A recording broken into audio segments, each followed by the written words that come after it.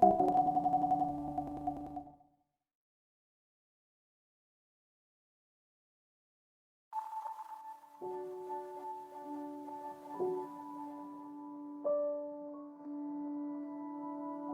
projects that we can think up now wouldn't have thinkable 15 years ago.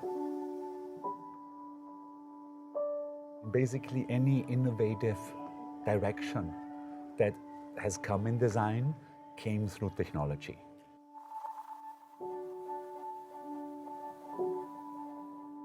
I think that that's one of the advantages of the fact that we also do commercial work, is because it keeps us informed almost automatically, because that world tends to have more money, it tends to have access to technology often faster or in a more easy way than, let's say, the art world or so.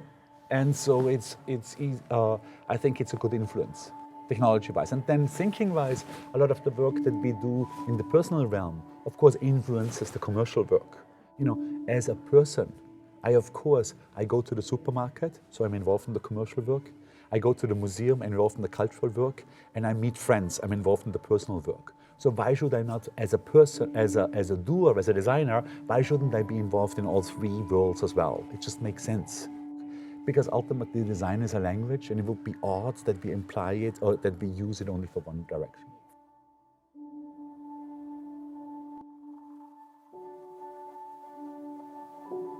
I always felt since a very long time, that these ideas that came out of modernism, namely design should be objective. There should not be a trace of the designer themselves. We should bring in the machine-like systems because it's now a new area. All that stuff was interesting in 1920, but by now has lost all of its juice and became unbelievably boring instead. And as in opposition to that, I would want design to be very emotional and very human and very clear that it comes from a person and that it is made for a person. And it's sort of odd that I would even sit here making these statements because they're so banal. Like, you would think that basically that this is sort of like the lowest common denominator and sense, because so very clearly, let's say,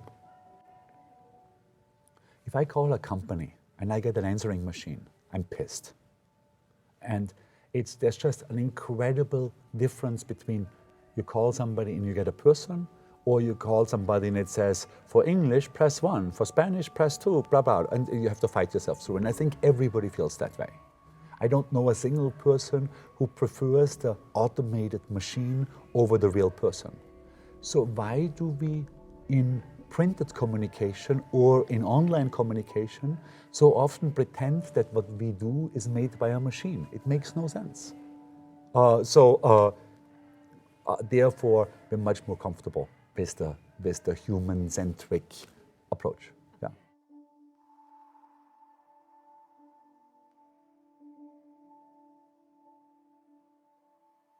I do really enjoy working in hotel rooms.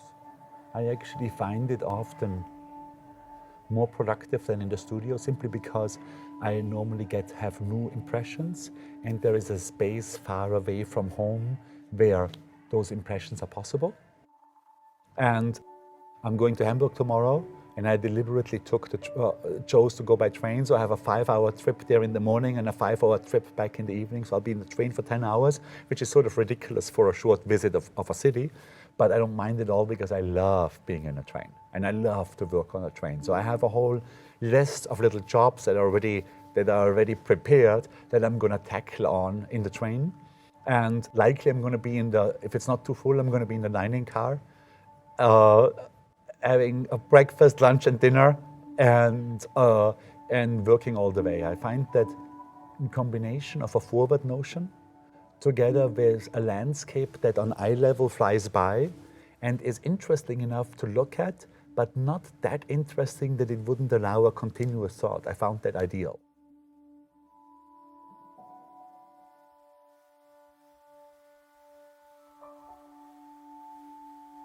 The older I get, the less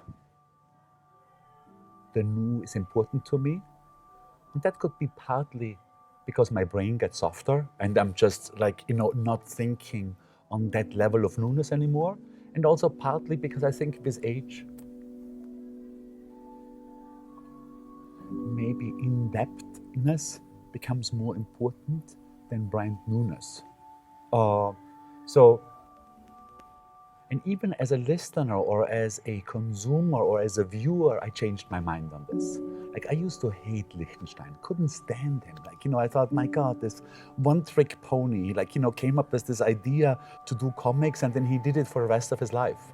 Now, to the point where we actually said no to Liechtenstein books that we were supposed to design and stuff because I was just not interested. And I just recently saw a Liechtenstein exhibit where he showed anything from the sculptures to the sketches to the paintings and just perfecting it, which I now very much appreciate. I think I changed my mind about it. Like when I was a very young designer, I wanted to do new things all the time. And there was even at one time sort of like a desire to basically do a new visual expression for every single project. And that just proved impossible to do. So then I said, okay, then it's okay if we repeat some, but let's have that move forward.